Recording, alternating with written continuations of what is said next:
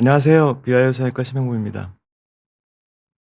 오늘은 처진 가슴 교정 방법에 대해서 말씀드리도록 하는데 그중에서도 거상술을 말씀드릴 거예요. 음 사전트의 마담 X이고요. 처진 가슴을 올리는 수술이 가슴 성형 수술 방법 중에서 난이도가 높은 수술인데 일단 크게 두 개로 나눠 볼 수 있을 것 같아요. 가슴 확대 수술로 해결할 수 있는 환자분들이 있고 가슴 확대 수술로 해결이 안 되시는 환자분들은 거상술을 사용하게 됩니다. 거상술이라는 것은 뭐냐면은요. 가슴의 처진 부분을 일부 피부와 조직을 절제해서 그 부분에 반드시 흉터가 남게 되는 필연적인 결과가 남게 되기 때문에 거상술에 대해서 인제 환자분들이 뭐 아주 쉽게 결정을 하기가 좀 어려운 부분들이 있을 것 같아요. 거상술이 그럼 누구에게 필요한지 한번 볼게요. 거상술이 꼭 필요한 경우가 딱 있어요. 그래서 그 사람들만 거상술을 해야 되고 나머지 환자분들은 흉터가 남기지 않는 방법으로 치료를 하게 됩니다. 그중에 인제 그 가장 신뢰할 수 있는 어떤 적응증이라고 할까? 할 수 있는 것이 그 하수 1 도. 그러니까 여기 보시면은 이 위쪽에 파란 줄이 있고 밑에 오렌지 점선이 있는데 요 파란 줄은 유두의 높이고 오렌지 줄은 가슴 밑선이거든요. 그래서 원래 정상적인 처지지 않은 가슴은 이 가슴 밑선보다 유두가 저 위에 있어야 돼요. 5 센티미터 이상 높이 있어야지 정상이라고 할 수 있고요. 가슴 밑선과 유두가 같은 선상에 있게 되잖아요. 그러면 이것을 1 도 하수, 1 도 처짐이라고 얘기합니다. 그거보다 더 밑에 있으면 2 도, 더 밑에 있으면 3 도 이런 식으로 돼서 점점 진행을 하게 되는 거죠. 거상술은 이 1 도 처짐 이상일 때만 사용을 하는 것이고요. 1 도 처짐보다 아래쪽 본인이 거울을 보시고 밑선보다 유두가 위에 있다고 하면 거상술이 필요가 없는 것이죠. 거상술 말고도 다르게도 확대 수술 등으로 올릴 수가 있다. 이런 생각을 하시면 될 것 같습니다. 또 하나 테스트가 있는데 만세를 했을 때예요. 가슴 밑선이 없어질 수도 있고 계속 남아 있을 수도 있거든요. 만세했을 때 hands up test positive라고 해 가지고 만세했을 때 밑선이 계속 남아 있는 경우 이런 그림처럼 만세를 해도 밑선이 남아 있는 사람이 있고 만세라면 밑선이 사라지는 경우가 있거든요. 이렇게 밑선이 남아 있는 경우에만 거상술에 적용이 된다. 그러니까 이렇게 없어지게 되면은요. 거상술이 필요가 없고 가슴 확대 수술이라든지 하는 간단한 방법으로 처짐이 교정이 된다. 이렇게 생각하시면 될 것 같습니다. 가슴 처짐의 원인은 잘 알고 계시겠지만 출산 수유, 노화, 체중 감소 이렇게 세 가지 가장 큰 빅3 원인이 있고요. 이것 중에서 우리가 피해 가기가 되게 어려운 것들이라고 할 수 있는데 체중 감소만 어떻게 좀 저희가 예방을 할 수가 있죠. 그러니까 예를 들어서 뭐 몇 개월 만에 10 킬로 이상 체중 감량을 한다든지 그러면 필연적으로 가슴 처짐이 발생하게 되거든요. 그래서 그런 거를 피하고 체중을 변동폭을 작게 해서 꾸준한 체중을 유지하는 것이 가슴 처짐의 예방도 될 뿐만 아니라 여성의 건강에도 큰 도움이 된다. 이렇게 생각하시면 될 것 같습니다. 그리고 아주 드물지만 이렇게 어떤 그 유전적인 원인으로 처진 가슴을 가지고 태어나는 아이들도 있어요.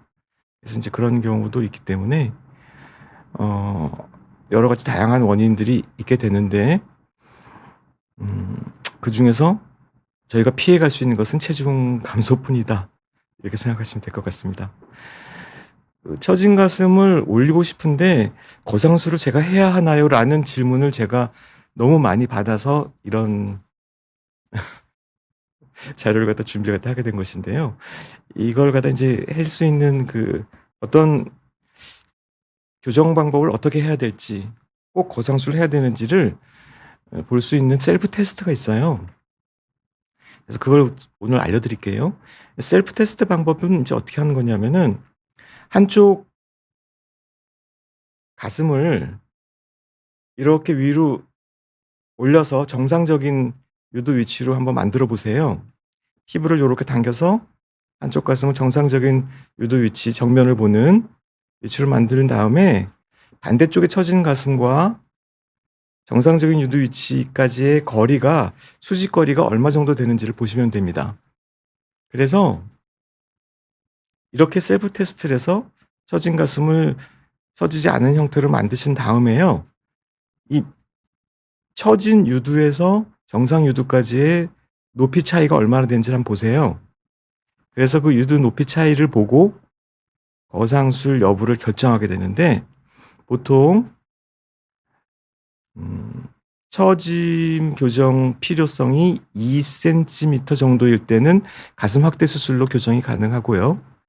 그다음에 2에서 4cm를 올려야 될 때는 거상술을 시행하게 됩니다. 말하자면 2cm가 넘는 경우, 좌우의 유두 차이가, 높이 차이가 2cm를 넘을 경우에는 거상술이 필요하고, 4cm을 넘을 경우부터는 또 다른 종류의 거상술을 하게 된다, 이런 뜻이 됩니다. 그래서 요 높이 차이가 2cm를 넘는지 안 넘는지를 보시고 2cm가 넘으면 거상술이 필요하구나, 이렇게 생각하시면 될 것 같습니다. 실제로 가슴 확대 수술로만 처짐을 교정하는 경우이고요. 유두 높이 차이가 얼마 나지 않기 때문이죠. 그다음에 유륜둘레로 하는 거상술을 시행하는 경우는 약 2에서 4cm 정도의 유두 상승이 필요할 때 유륜둘레 흉터를 남기는 거상술을 시행하게 되고요. 이렇게 거의 4cm 이상, 7cm까지의 유두 높이 상승이 필요할 경우에는 수직절개 방식의 거상술을 사용하게 된다, 이렇게 생각하시면 간단하게 정리가 될 수 있을 것 같습니다. 또 처짐 교정 시에 원하는 볼륨이 있어요. 나는 가슴이 처졌고 납작하다, 볼륨이 예전보다 많이 줄었다라고 하면 볼륨을 크게 하면서 처짐을 교정하는 방식을 쓰게 되고요. 그리고 나는 볼륨이 그렇게 부족하지 않고 더 커지고 싶지가 않다라고 하는 경우에는 볼륨을 그대로 유지한 상태에서 처짐을 교정하는 수술을 하게 됩니다. 또 나는 크기가 크고 처져 있어요라고 하실 경우에는 이렇게 크기를 줄이면서 처짐을 교정하는 수술을 하게 되거든요. 그래서 이거 원하시는 볼륨에 따라서도 수술 방법이 차이가 날 수가 있게 되는 것이죠. 그래서 이게 결국은요, 여러 가지 다양한 조합의 수술을 하게 되기 때문에 환자분들이 보기에 되게 복잡해 보이고, 의사들도 수술을 결정할 때 고민을 갖다 하게 되는 부분들이 생기지만, 사실 정확하게 들여다보면은 어떤 특정한 적응증에는 딱 요 수술을 써야지 가장 베스트 결과가 나오는 것은 확실합니다. 그럼 가슴 확대 수술만으로 얼마나 처짐을 교정할 수 있는지를 한번 보도록 하겠습니다. 음. 약간 처진 환자분과 중간 정도 처진 환자분, 그리고 좀 더 많이 처진 환자분, 이 세 분을 대상으로 해서 수술을 한 다음에 3년 후에 보았습니다. 가슴 확대 수술만으로 교정을 한 거예요. 3년 후에 보았더니 약간 처진 환자분은 요렇게, 중간 처진 환자분은 요렇게, 좀 많이 처진 환자분은 이런 식으로 되었죠. 그래서 이것이 무엇을 말하냐면은 확대 수술만으로도 충분히 처짐의 정도가 심하지 않은 환자분은 장기적으로 안정된 수술 결과를 가질 수 있다라는 것을 갖다 말하는 거고요. 굳이 이렇게 생겼다고 해서 반드시 흉터가 남기는 거상술을 할 필요는 없다라는 것을 의미하기도 합니다. 좀 더 크게 볼게요. 약간 처진 환자분의 가슴 확대 수술 후 결과입니다. 1년 이상 경과한 사진이고요. 중간 정도 처진 분, 저희가 그레이드 0.5라고 표시한 갖다 하였는데 이분이 3년 후에 어떻게 되었는지 한번 보겠습니다.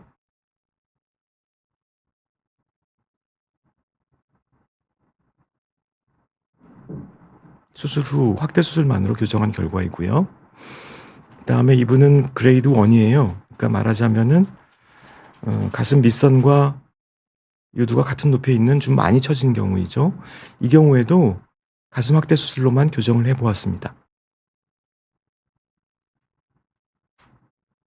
주로 이런 환자분들은 위쪽에 꺼진 부분 때문에 많이 불편해 하거든요. 그래서 요렇게 꺼진 부분을 나오게 해 주고 유두를 위로 올려 줍니다. 확대 수술만으로 꺼진 부분을 보충하고 유두를 위로 상승시켜 줄 수가 있기 때문에 굳이 거상술을 할 필요가 없었습니다. 네, 이 환자분은요. 그 인제 운동을 직업으로 하시는 분인데 역시 위쪽이 꺼지고 처짐을 가지고 있지요. 확대 수술만으로 교정해 왔습니다. 옆에서 보면 좀 더 확실하게 나오는데요. 위쪽이 꺼지고 밑으로 떨어진 그 유두를 지금 현재의 유두 높이는 가슴 밑선과 일직선상에 있게 되죠. 예, 수술 후 보면은 밑선보다 유두가 위로 상승하고 위쪽의 커브가 꺼짐에서 돌출로 변화하였습니다. 그래서 이 환자분은 굉장히 좋아하셨는데요. 타 병원에서 거상술을 권유받았는데 인제 흉터가 남는 게 싫어서 확대 수술로 해결을 갖다가 하는 마음이 있어서 저희가 확대 수술로 교정을 해 보았습니다. 어 유두 높이의 상승이 2cm에서 4cm을 올릴 때에는 스팸이라고 하는 유륜둘레 거상술을 사용하는데요. 이 스팸이라고 하는 이 유륜둘레 거상술이 거상술 중에서 사실 가장 흔한데 수술 후 만족도도 가장 높은 수술이라고 할 수 있습니다. 네, 수술은 이런 식으로 진행되고요. 이 유륜둘레에 원을 그리고 이 원의 꼭지까지 유두를 올려주게 됩니다. 약 2에서 4cm 정도를 올리게 되면은 가슴에 풋프린트라고 해서 가슴 지문이라는 게 있거든요. 그래서 그 풋프린트라고 하는 그 가슴의 베이스가 이렇게 위로 딸려 올라간 것을 볼 수 있죠. 위쪽에 꺼진 부분이 교정되고 밑선이 이렇게 위로 올라가게 되는 유두도 올라가고요.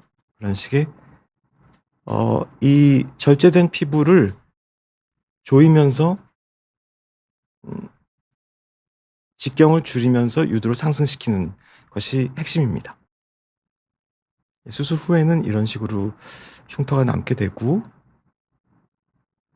수술 후 1년이 지나게 되면은요. 이런 식으로 결과가 됩니다. 옆모습이 좀 더 볼 수가 있는데요.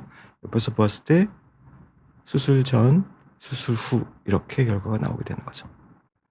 예, 유륜의 흉터는 약 1년 정도 지나면 많이 흐려지고요.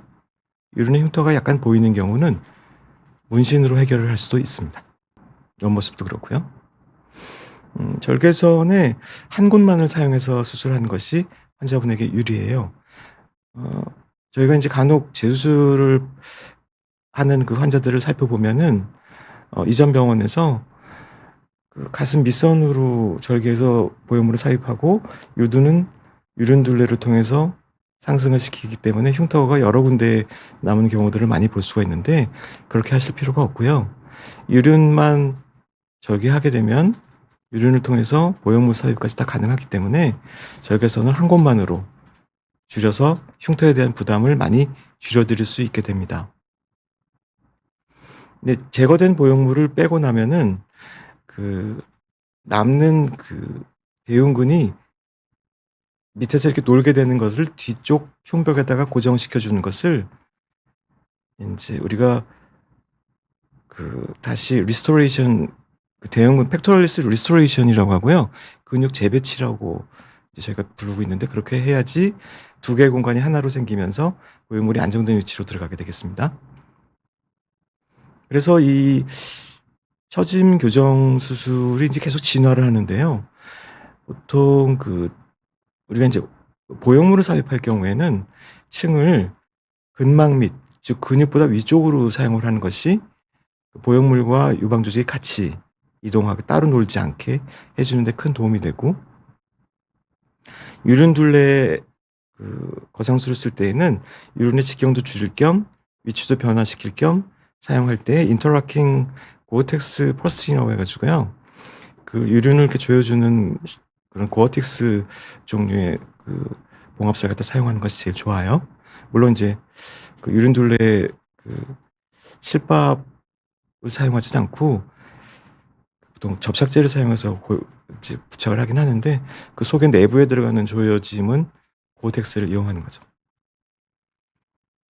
구형 구축에 대한 위험성이 약 3% 정도 있다고 하는데, 이것은 우리가 이제 서브큐테이니어스 피하 지방층으로 들어가서 유선 조직을 건드리지 않고요. 또 퍼널을 사용해서 오염물을 삽입한다든지 근막 미층을 사용한다든지 6세대 신형 보형물을 쓰므로 인해서 현재는 구축 발생률이 이거보다 훨씬 낮아요. 거의 한 1% 미만이라고 생각을 하고 있습니다. 비대칭이 생기는 것은 이제 이건 완전히 스킬에 관한 문제이고, 좌우에 이제 비대칭 갖다가 얼마나 정교하게 맞추느냐는 집도 의사의 세심함, 정교함, 경험 이제 이런 거에 달려 있다고 생각을 하고, 수술장 내에서 바깥으로 환자가 나가기 전에 그 안에서 반복된 교정을 통해서 완벽한 결과를 만든 다음에 수술실 밖으로 나가면은 이제 비대칭 문제가 일어날 가능성은 없다고 생각을 하고 있습니다. 수직절개 거상술은 이제 주로 볼륨이 이제 어느 정도 충분히 이미 가지고 있는데 가슴이 처졌고 처짐의 정도가 심한 경우 이제 주로 사용을 하게 되고요. 재수술에서도 많이 사용하고, 재건 수술에서 반대쪽 가슴 밸런싱에서도 주로 사용하는 수술이 되겠습니다. 이제 볼륨을 갖다 이제 유지하면서 처짐을 갖다 이제 교정하는 것을 한번 보겠는데요. 디자인은 이제 이렇게 하는 거죠. 그래서 유두 높이 상승 사실 거의 70 이상까지도 다 유두 높이 상승이 가능하지고요. 실제 수술 도중에 보면은 재수술인 경우인데도 이렇게 유두의 높이를 여기까지 끌어올리는, 디자인한 높이까지 끌어올리는데 문제가 없다는 것을 이제 보여주는 것이죠. 흉터는 여기까지만 내려오고 이 수평절개에서는 사용하지 않습니다. 예, 이것은 한쪽만 이렇게 있는 처짐이 있는 환자도 있거든요. 되게 많지는 않지만 드물게 이렇게 한쪽만 가슴이 크고 처짐이 있는 환자는 사실상 유방암 재건 수술 시에 이제 반대쪽 가슴이 이렇게 재건이 되었을 때 건강한 쪽의 가슴을 맞출 때 사용하는 바로 똑같은 수술이 되게 되는데요. 완벽하게 100% 대칭을 맞추는 수술이 되고요. 이 대칭을 맞추는 데에 이 수직절개 방식의 거상술이 굉장히 효과적이에요. 수술 후 1년째의 결과인데 양쪽 높이를 맞추는데 문제가 없다는 것을 볼 수가 있습니다. 양쪽 다 처진 경우이고요. 수직절개 거상술을 통해서 올리게 되는 거고요. 주로 이렇게 많이 처진 분들, 볼륨이 이미 충분한 경우에 사용하게 되는 것이죠. 이 보형물의 크기를 줄이면서 재수술 환자분인데 보형물이 여지껏 너무 커서 이제는 좀 줄이고 싶다. 그리고 좌우의 크기도 너무 다른데 이것도 맞추고 싶다. 처짐도 교정하고 싶다라고 했을 때 보형물의 크기를 처짐 교정을 하지 않고 보형물의 크기만 줄이면 어떻게 될까요? 보통 우리가 체중이 감소, 예를 들어서 한 3kg에 10kg를 뺀다. 그러면은 가슴의 크기가 엄청나게 많이 줄어들면서 처짐이 발생하거든요. 그런 것과 똑같은 효과가 발생하게 돼요. 그래서 보형물의 크기를 이분은 이제 340cc에서 180cc로 줄이게 되었는데, 이렇게 줄이게 되면 가슴이 납작해지면서 밑으로 뚝 떨어지게 돼서 처짐이 심화됩니다. 그래서 처짐 교정을 같이 해주는 수밖에 없어요. 보형물의 크기를 줄이면 줄임으로 인해서 발생하는 더 심한 처짐을 교정하면서 보형물 크기를 줄이게 되는 거죠. 그래서 그렇게 한 결과를 한번 보겠습니다. 이렇게 유두 높이가 밑으로 떨어지지 않고 그대로 유지가 되면서 정면을 보게 되는 거죠. 340에서 180으로 줄였더니 요렇게. 위에는 오히려 더 나오고요. 높이가 위로 올라가게 되죠, 유두 높이가. 이렇게 할 때에도 이런 거상술 종류를 사용해서 하게 됩니다. 또 다른 환자분인데요. 예전에 거의 아주 오래전에 수술하신 다음에 이중평면으로 수술을 하셔 가지고 위쪽에 보형물이 남아 있고 가슴은 밑으로 이렇게 처지는 보형물과 가슴이 따로 노는 형태가 발생하신 분이에요. 이 경우에 그 가장 좋은 해결책은 보형물과 그 유방 조직이 같이 놀게, 같이 움직이게 하는 그런 수술을 해야 되거든요. 왜냐하면 또 근육 밑에 보형물을 삽입하면 시간이 지나면 또 그 밑으로 가슴 조직이 이렇게 쏟아져서 내려와서 처짐이 발생하거든요. 그게 인제 이중평면 수술의 단점이에요. 그래서 이런 경우에는 이중평면에서 근막 밑층, 근육 위층으로 보형물의 위치를 변화시킨 다음에 제우술을 시행하게 됩니다. 6cm 이상의 유도 상승이기 때문에 수직절개 디자인을 하게 되고요. 실제 내부에는 보형물이 파손되었기 때문에 파손된 보형물과 이 파손된 보형물이 주변에 쭉 먹어 있는 이 유방 조직까지 제거를 하게 되는데, 이 보형물과 유방 조직 사이의 경계면에 이렇게 염증이나 그 이물질이 흡수가 되어 있을 경우 이것을 제거하지 않고 수술을 하게 되면 나중에 반드시 문제가 생기게 됩니다. 염증성 액체가 고이거나 뭐 염증으로 인해 구축이 발생하는 이런 일들이 발생하기 때문에 저희가 이런 이물질을 제거할 때 이물질이 흡수되어 있는 부분을 완전히 제거를 하게 되는데, 이거를 피막 제거술이라고 부르고 있죠. 그래서 피막 제거술을 완전히 시행해서 내부를 건강한 상태로 만든 다음에 제수술을 시행하게 됩니다. 그래서 이중평면에서 근막 밑층으로 교체를 하게 되는 것이고요. 이중평면에서 근막 밑층으로 이렇게 형태가 바뀌게 됩니다. 또 다른 환자분인데 마찬가지입니다. 이중평면으로 수술하고 시간이 오래 지나갔고요. 보형물과 유방 조직이 따로따로 행동을 갖다 하게 된 일이 발생하게 되죠. 그래서 보양이 되게 보기 싫게 되는데, 이거를 근막 밑층으로 바꿔주게 되면은요, 보형물과 유선 조직이 같이 행동을 하게 돼서 되게 자연스러운 움직임이 발생합니다. 이런 식으로요. 수술 전이고요. 층을 바꿔주고 재수술을 하게 된 다음입니다. 근막 밑층으로 바꾸게 되는 거죠. 또 다른 경우는 보형물을 제거하는 거죠, 보형물을. 그 다음에 처짐 교정을 하는 방법인데, 이것도 수직절개 거상술의 일종입니다. 이전에 있던 보형물을 제거하고요. 처짐을 교정해 줍니다. 이전에 엘러간 텍스처 보형물이 들어있었기 때문에 제거하고 내부의 피막 제거까지 깨끗이 해서 건강한 상태로 만들어준 다음에 신형 보형물을 사용하게 되면 그 다음에는 환자분이 장기간 아무 문제 없이 생활을 할 수 있게 됩니다. 이렇게 되는 거죠. 수술 후 모습이고요. 또 다른 환자고요. 보형물을 제거하고 약간의 유선 조직을 제거한 다음 처짐을 교정하였습니다. 이렇게. 또 다른 환자이고요. 보형물을 제거하고 거상술을 시행하였는데, 환자분이 본인은 윗가슴이 꺼지는 것이 너무 싫으니 윗가슴을 좀 더 나오게 해달라고 하여 배에서 지방을 빼서 윗가슴으로 지방 이식을 동시에 시행하였습니다. 배에서 지방을 빼서 수직절개 거상술을 시행하고 위쪽에 보형물 제거로 인해 발생한 위쪽 꺼짐을 자가지방 이식으로 해결한 경우입니다. 이쪽이 나오게 되는 거죠. 그 다음에 거상술 중에서 가슴의 크기를 줄이면서 처진 가슴을 올리는 수술을 가슴 축소 수술이라고 하죠. 이렇게 거상술의 패러다임이 되게 많은데, 이 중에서 가슴의 크기를 줄이면서 처진 가슴을 교정하는 수술을 가슴 축소 수술이라고 부르고요. 여러분들이 아시는 대로 이 가슴 축소 수술이 가슴 성형 수술 중에서는 가장 만족도가 높은 수술이라고 하고 있어요. 그 이유가 있는데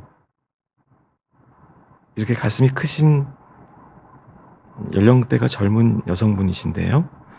이분이 가슴 축소술을 시행하면 이 가슴의 무게로 인한 고통뿐만이 아니라 가슴의 형태도 훨씬 좋아집니다.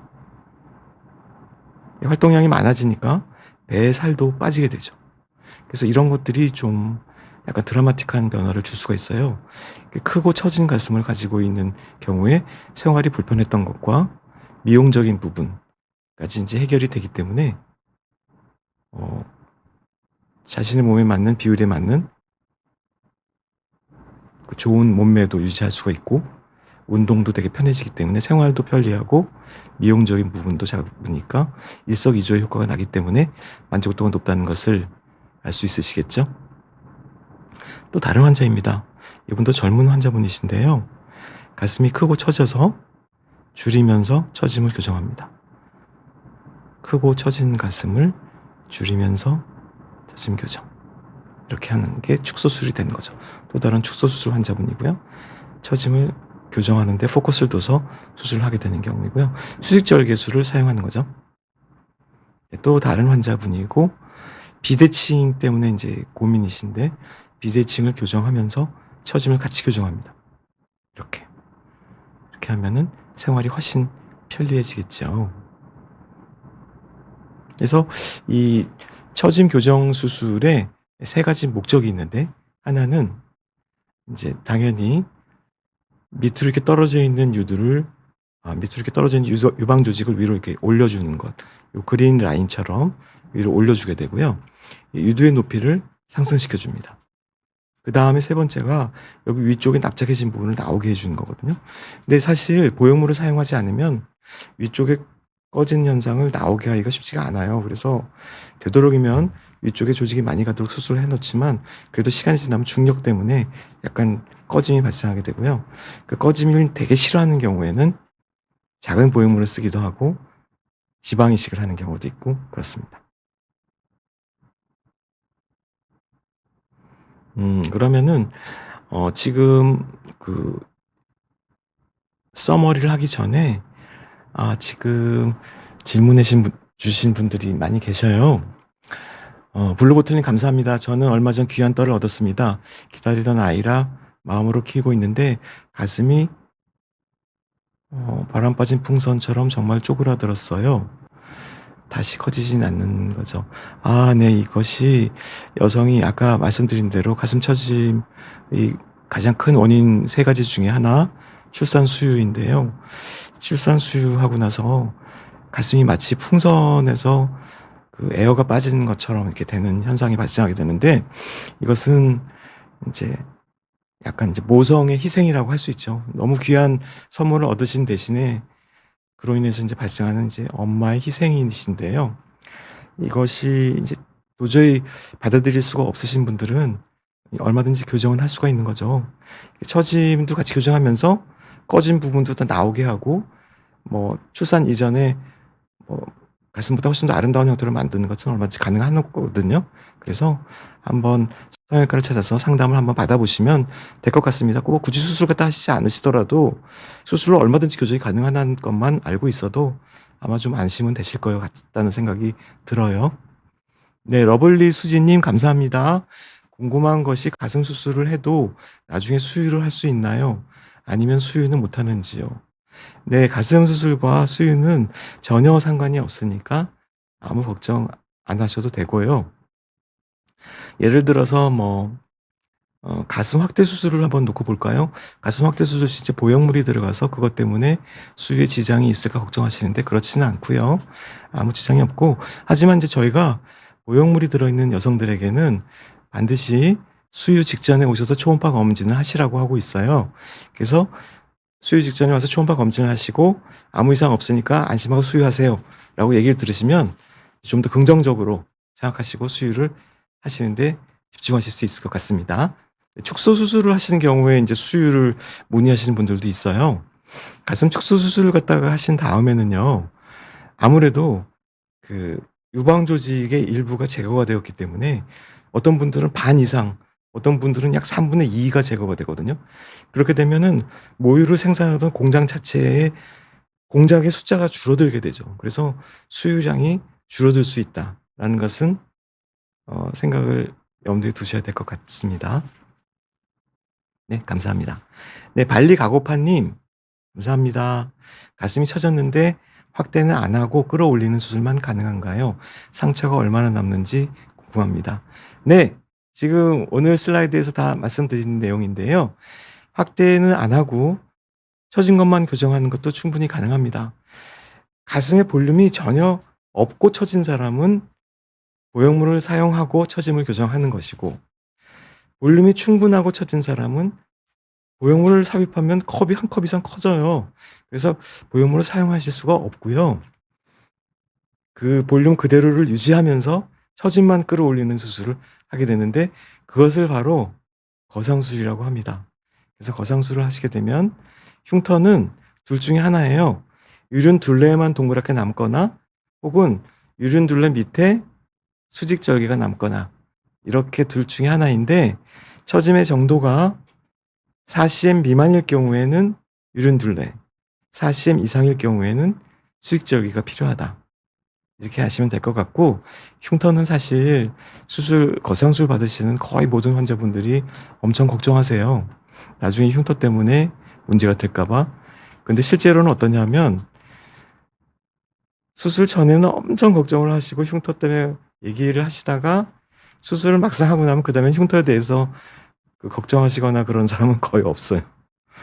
왜 그러냐면은 흉터가 시간이 조금씩 흘러감에 따라서 점점 많이 좋아져요. 1년보다 2년째 더 흐려지고 2년보다 3년째 더 흐려지거든요. 그래서 점점 흐려지는 것에 대해서 긍정적으로 생각을 하게 되고, 환자분들이 그다음에 가슴의 형태가 드라마틱하게 좋아지잖아요. 이렇게 처지고 약간 할머니 같았던 가슴이 딱 이렇게 젊은 여성의 가슴처럼 예쁘게 되니까 이제 형태적으로 만족도가 높거든요. 그래서 그것 때문에 흉터가 큰 문제가 되지가 않습니다. 실질적으로는. 네, 감사합니다. 발리가고파님, 처진 가슴 올리는 수술만 하는 것도 겨드랑이로 했습니다. 네, 불가능합니다. 이 처진 가슴 교정 수술은요, 이 겨드랑절개 가슴 확대 수술의 최대의 단점이에요. 겨드랑절개라는 가슴 확대 수술 되게 좋은 수술이죠. 가슴 확대 수술 모양도 예쁘게 되고 흉터도 겨드랑이만 있고, 그래서 나이가 어린 미혼 여성들이 가장 선호하는 수술이 겨드랑절개 가슴 확대 수술이란 말이에요. 근데 최대의 단점이 처진 가슴 교정 수술이 다른 절개선, 밑선이나 유륜 절개선보다 미약하다.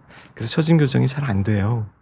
그래서 처짐 교정 수술에 포커스를 두는 수술을 하실 경우에는 가능하면 유륜 절개나 밑선 절개를 쓰시는 것이 좋겠습니다.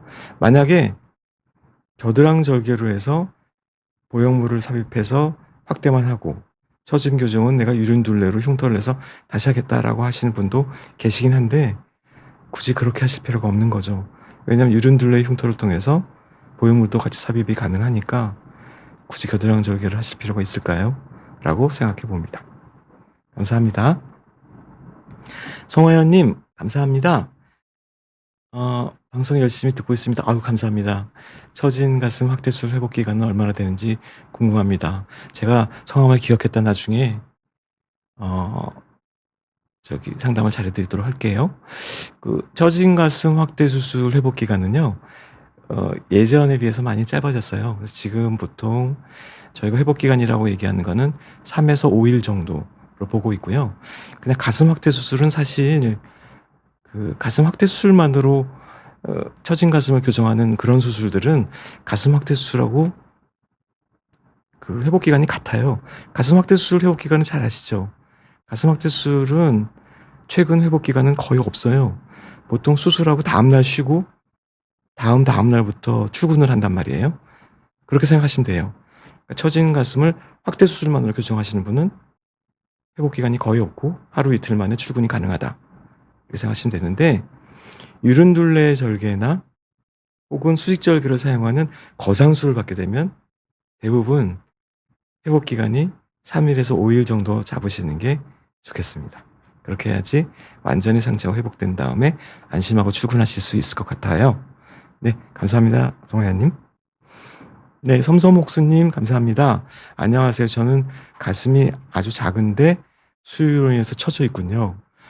어, 속옷을 착용하는 것도 답답하게 느끼는 예민한 그런 분이시네요. 확대 수술을 했을 때 보형물 때문에 답답함을 느끼지 않을까 궁금하다. 그 보형물을 넣었을 때 가슴이 답답하다고 느끼는 경우가 있는지 궁금해 하시는 거네요. 되게 좋은 질문이십니다. 저희 환자분들, 저도 이제 환자분들을 매일 보게 되니까 환자분들이 이제 수술 후에 저희가 이제 보정 속옷은 사용하지 않고 저희는 스포츠 브라를 쓰는데요. 그 스포츠 브라를 갖다 하고 있는 거를 굉장히 답답하게 느끼는 환자분들이 있고, 어떤 분들은 또 아무렇지도 않고 스포츠 브라가 더 좋다고 그러는 분이 있고 그래요. 그런데 사람에 따라서 저희가 보니까 예민하신 분들, 뭐 이렇게 닿고 답답한 거 싫어하시는 분들은 그런 속옷도 되게 불편하시더라고요. 그러니까 당연히 이런 질문을 하게 되죠. 가슴속에 보형물이 들어가면 꽉 눌려 가지고 되게 답답하지 않을까라고 생각을 갖다가 하시게 되는데, 실제로 보형물이 들어가서 그로 인해서 답답함을 느끼는 분은 거의 없습니다. 답답함을 느끼는 기간이 약간 있어요. 보통 저희가 3개월 이내라고 하는데, 이 가슴 확대 수술이든지 아니면 가슴 축소 수술이든지 수술을 하게 되면은요, 그 본인의 조직이 이렇게 리모델링 되는 기간이 있거든요. 리모델링 돼서 본인의 살로 완전히 되는 기간까지 걸리는 기간이 리모델링 기간이라고 하는데, 그 리모델링 기간을 3개월을 잡아요.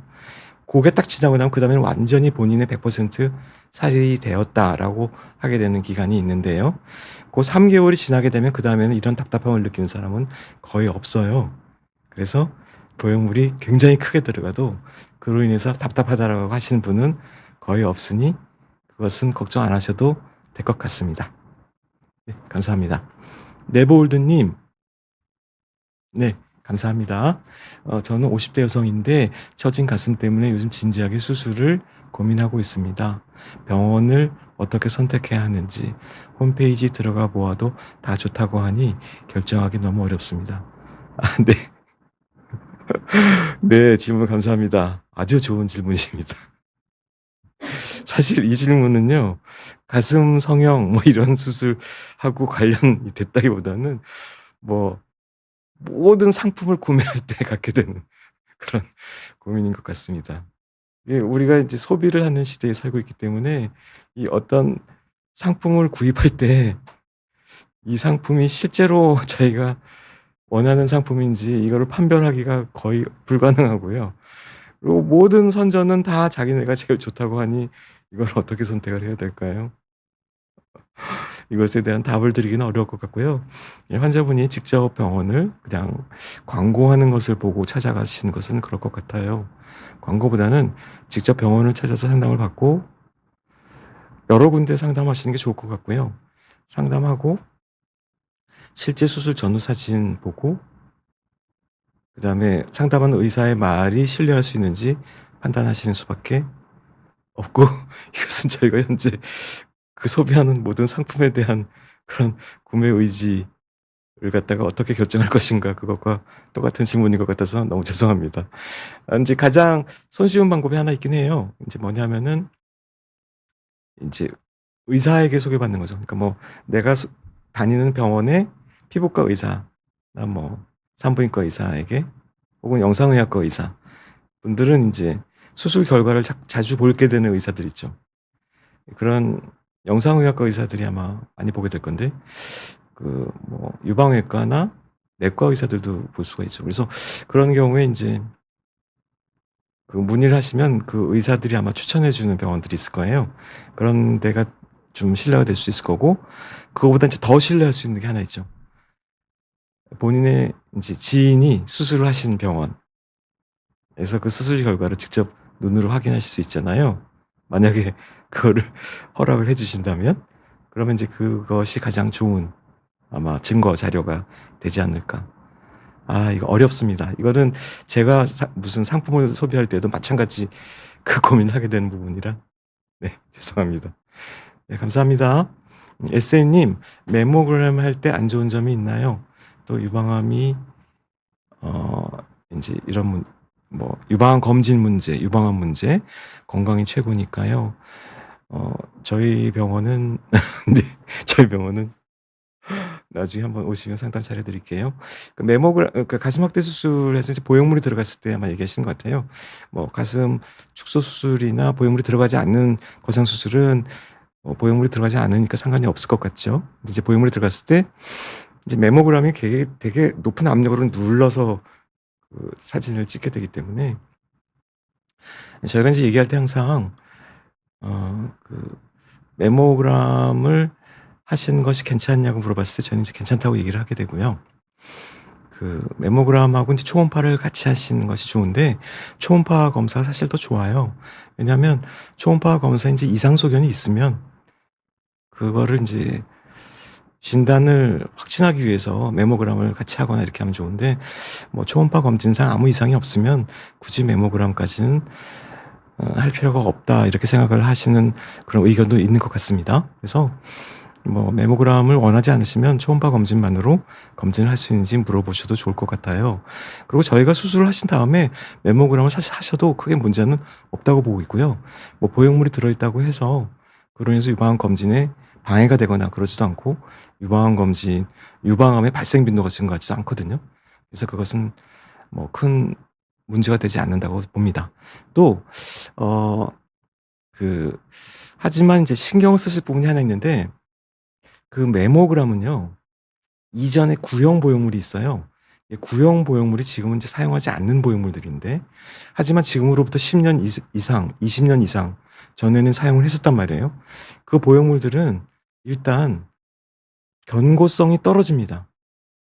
그러니까 외피가 그렇게 튼튼하지가 않아요. 그리고 시간이 오래 지나갈수록 점점 약해져요, 보형물의 외피가. 그리고 실제 수명도 10 년에서 20년 이내이고 20년 이상 사용하는 경우는 극히 드물어요. 그래서 이런 구형 보형물의 단점 때문에 인제 신형 보형물이 나오게 된 거란 말이에요. 이런 구형 보형물을 사용해서 내가 이전에 수술한 지 10년 이상 지났는데 지금 병원에 갔더니 "메모그램을 해야 된다."라고 하면 고민을 좀 하셔야 되는 거죠. 이 보형물의 구형 보형물이 견고하지 않은 보형물이 10년 이상 경과해서 외피가 약해져 있는 상태에서 메모그램으로 강하게 눌렀을 때 그 보형물의 파손 가능성이 올라갈 걸로 저희가 상식적으로 생각할 수 있지 않을까요? 그래서 이렇게 보형물을 오래 사용하신 경우에는 먼저 메모그램을 하시지 마시고요. 초음파 검진을 해 달라고 해서 초음파 검진을 받도록 하시고 거기에 이상이 있을 경우에만 메모그램을 하시고 그걸 하실 때 파손 가능성이 좀 리스크가 증가한다는 것에 대해서는 염두에 두셔야 될 것 같다는 생각이 들어요. 네, 감사합니다. 인생 후반전님 감사합니다. 안녕하세요. 완전 60 대도 수술이 가능한가요? 이 나이대에 수술하는 사람들도 많은가요? 네. 저희 병원에 이제 오시면 저희가 60대 여성분들 수술 받은 분들 수술 전후 사진을 보여드릴 수가 있는데 60대 요즘은 나이가 별로 중요하지가 않습니다. 나이가 아니라 마인드가 중요한데요. 어떤 여성은 60 대가 되어도 스타일이 되게 좋고요. 저희가 봤을 때 연세가 되게 궁금한 이제 그런 분들이 있는 반면 연세가 되게 많지도 않은데 굉장히 스타일도 별로 안 좋고 관리도 잘 안 하고 이런 분도 계시거든요. 요즘은 평균 연령이 되게 점점 늘어나고요. 수명도 늘어나고 60대 여성도 젊고 아름다운 분들이 많거든요.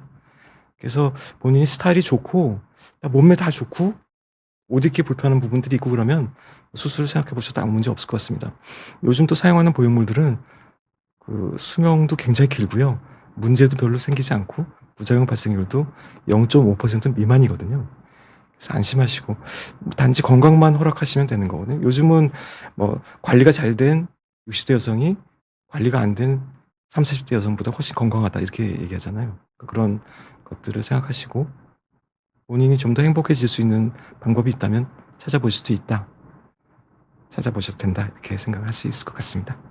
네, 많아요. 네, 감사합니다. 오늘 여기까지만 해야 될 것 같아요.